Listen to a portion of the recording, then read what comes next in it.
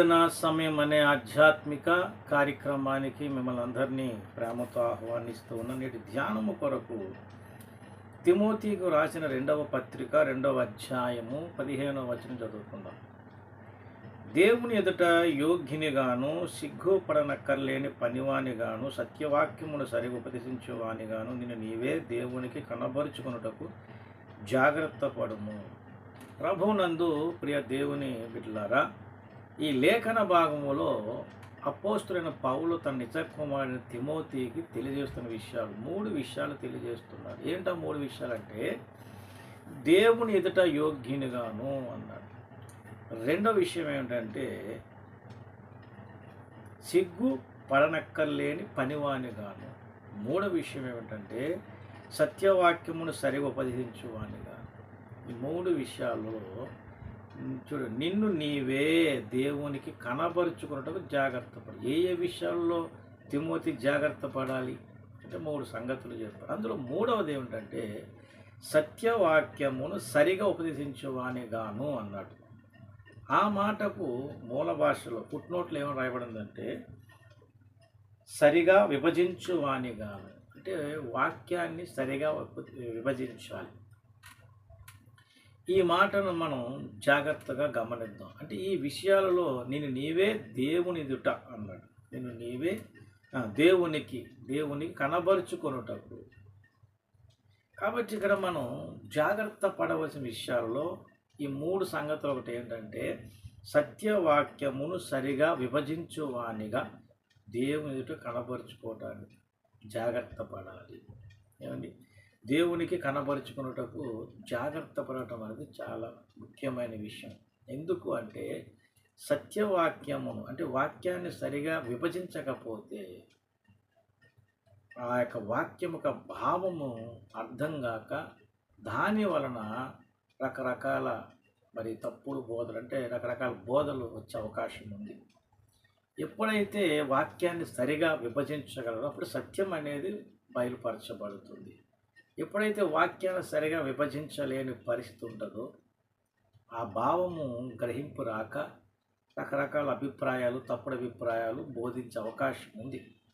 ఈ విషయంలో ఒక ఉదాహరణ, ఒక మాట మీ దృష్టికి తెస్తాను. చూడండి, లూకా సువార్తలో యేసు ప్రభువారు ఒక మాట, అంటే ఒక పని చేస్తున్నప్పుడు 24వ అధ్యాయములో చూడండి 30వ వచనం, ఆయన వారితో కూడా భోజనమునకు కూర్చున్నప్పుడు, ఎంఐ గ్రామస్తులతో వెళ్తున్న చూడండి, ఎంఐ అని ఒక గ్రామమునకు వెళ్తున్న సందర్భంలో శిష్యులతో అక్కడ ఉన్న వారితో కలిసి భోజనం చేస్తున్నటువంటి ఒక సందర్భం ఇక్కడ కనబడుతుంది కదా.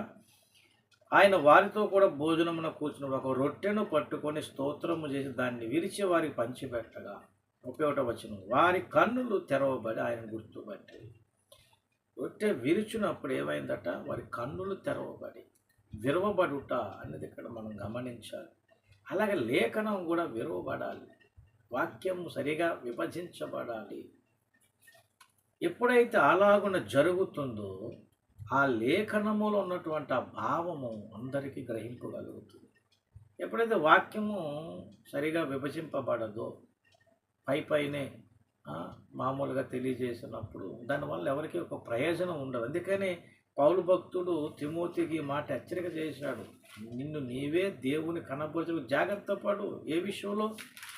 సత్యవాక్యమును సరిగా విభజించువానిగా. దేవుని బిడ్డలారా, ఎందుకు అంటే అంత్యకాలములో ఎలాంటి పరిస్థితులు ఉంటాయో అనేది ఇక్కడ చెప్పాడు పౌలు భక్తుడు తిమోతి. మొదటి పత్రిక 4వ అధ్యాయం 1వ వచనం, అయితే కడవరి దినములలో కొందరు అబద్ధికుల వేషధారణ వల్ల మోసపరచు ఆత్మయందును దయ్యముల బోధన లక్ష్యం ఉంచి విశ్వాస భ్రష్టులు అవుతారని ఆత్మతేటగా చెప్పుచున్నాడు. ఎట్లా ఏమవుతారట? విశ్వాస భ్రష్టులు అవుతారట. కనుక ఇక్కడ మనం గమనించినట్లయితే 2వ పత్రిక 4వ అధ్యాయంలోకి వస్తే 4:3 చూడండి.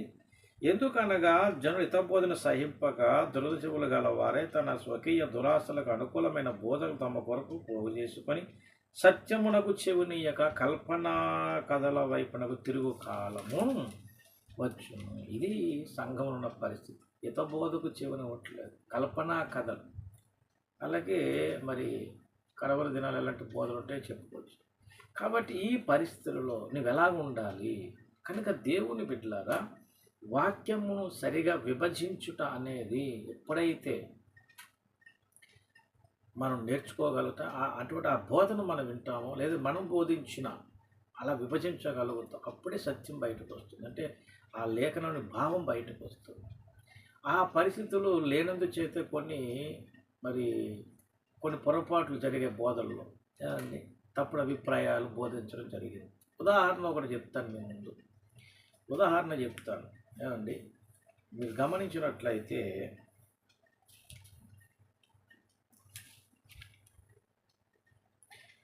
కొరింథీయులకు రాసినటువంటి 2వ పత్రిక 3వ అధ్యాయములో 14వ వచనం చూడండి. మరియు వారి మనస్సులు కఠినములాయను గనుక నేటి వరకును పాత నిబంధన చదువునప్పుడు అది క్రీస్తునందు కొట్టివేయబడిన వారి తేటపరచబడక ఆ ముసిగే నిలిచి ఉన్నది.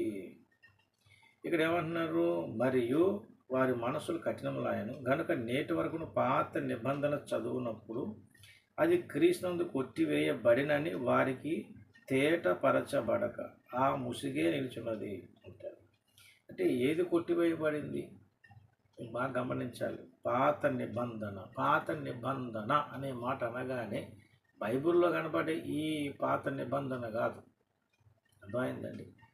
పాత నిబంధన, క్రొత్త నిబంధనగా బైబిల్ గ్రంథంలో మనకు 2 భాగాలు కనబడుతున్నాయి. అయితే ఇక్కడ చెప్పబడినటువంటి భావం అది కాదు. సీనాయి కొండ నిబంధన ఉందే, జంతుబలి నిబంధన, అది సీనాయి కొండ నిబంధన, అది పాత నిబంధన. కల్వరి కొండ నిబంధన, యేసు ప్రభువారు మన కొరకే సిలువలో యాగమయ్యాడే, ఇది క్రొత్త నిబంధన. అయితే ఇక్కడ సరిగా విభజించనందు చేత పాత నిబంధన అనగానే చాలామంది ఏమనుకుంటున్నారు, ఆది కాండం నుంచి మలాకి వరకు రాయబడినాయి పాత నిబంధన లేఖనాలు ఉన్నాయి, అవి కొట్టివేయబడ్డాయి, వాటిని కాదు ఇప్పుడు మన క్రొత్త నిబంధనగా ఈ లేఖనాలే మనం ధ్యానించాలి కాండి, వీటినే మనం బోధించాలి అనేటువంటి అభిప్రాయాలు కూడా చాలామందికి వచ్చాయి. అలా కొన్ని డినామినేషన్లు తయారవుతున్నాయి. ఇలా ఒకటి కాదు ఎన్నో విషయాలు అండి, ఒకటి కాదు ఎన్నో విషయాలు. యేసు ప్రభువు 2వ రాకడ గురించి కూడా ఇలాంటి మరికొన్ని పొరపాటు బోధలు ఉన్నాయి. అంటే సంఘము శ్రమలలో ఉండదు, శ్రమలు సంఘానికి రావు. ఏమంటే సంఘము శ్రమలు రాకముందే ఎత్తబడుతుంది, ఆ శ్రమలు అనేది విడవబడిన వారికి అనే బోధ కూడా ఇప్పుడు బాగా ప్రాచుర్యంలో ఉంది. అయితే అన్ని వాక్యానుసారమేనా అంటే జాగ్రత్తగా ఆలోచన చేస్తే కాదని మనకి అర్థమవుతుంది. కాబట్టి ఇప్పుడు నేను చెప్పే విషయం ఏమిటంటే, తిమోతికి పౌలు ఎలాగ హెచ్చరించాడో అలాగే మనం కూడా ఆ వాక్యాన్ని జాగ్రత్తగా గమనించి సత్యవాక్యాన్ని సరిగా విభజించేటువంటి జ్ఞానం మనకు వస్తేనే మనం సత్యాన్ని బోధించేవారు అవుతాం. అంటే సరైన భావాన్ని చెప్పగలిగాం. అంటే లేఖనము రాస్తున్నప్పుడు దేవుడు ఏ ఉద్దేశముతో ఆ మాట రాయించాడో అది పరిశుద్ధాత్మ దేవుడు మనకు బయలుపరచాలి. ఏ భావముతో ఆ మాట ఇక్కడ రాయించాడో, అది దేవుడి మనసులో ఏది ఉందో ఆ ఉద్దేశం నెరవేర్పు కొరకు ఇక్కడ లేఖనం ఏదైతే రాయించాడో అది పరిశుద్ధాత్మ దేవుడే మనకు బయలుపరిచినప్పుడు, అది సంఘానికి అందించినప్పుడు అది క్షేమాభివృద్ధి. అనేక విషయాలలో, బాప్తిజం విషయంలో కానీ, రాకడ విషయంలో కానీ, కృపణ విషయంలో కానీ, ప్రవక్త విషయంలో కానీ, ప్రతీది కూడా రకరకాల అభిప్రాయాలు ఈనాడు ఎన్నెన్నో ఉన్నాయి.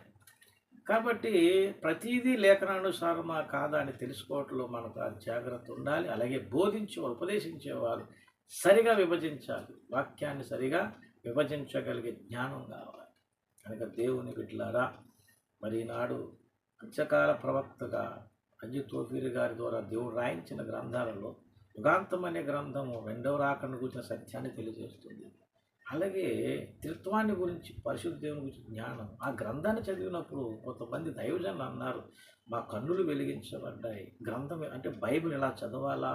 ఎందుకంటే ఆయన విభజించిన విధానం, వాక్యాన్ని, సత్యవాక్యాన్ని విభజించిన విధానం అనేక మంది మనతో వెలిగించబడ్డాయి.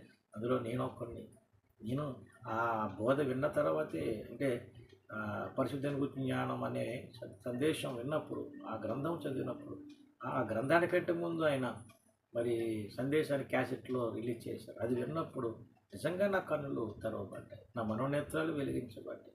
అంటే యేసు దేవుడు అనే విషయం నాకు అర్థమైంది, రక్షణ పొందాను. కానీ సత్యము నాకు ఎలాగ బయలుపరచబడింది. ఇదిగో ఈ బోధ వింటున్నప్పుడు అంటే ఆయన సరిగా విభజించిన అనుభవం. ఆ బోధ వింటుండగా నేత్రాలు వెలిగించబడు. అందుకనే వారి కన్నులు తెరవబడి అన్నాడు కదా ఆయన రొట్టె విరిచినప్పుడు. కాబట్టి ఈ సందేశం ఉన్నవారు ఒకసారి ఆలోచించండి. దేవుని బిడ్డలారా, చాలామంది సేవకులు పరిశుద్ధ దేవుని గురించి జ్ఞానం అనే గ్రంథం చదివి సాక్ష్యాలు చెప్పారు. అర్థమైందండి. కాబట్టి ఈ రోజున సత్యవాక్యాన్ని సరిగా విభజించే అనుభవంలోనికి మనం వస్తేనే సంఘానికి క్షేమాభివృద్ధి. కనుక ఈ సందేశంలో ఆలోచించండి.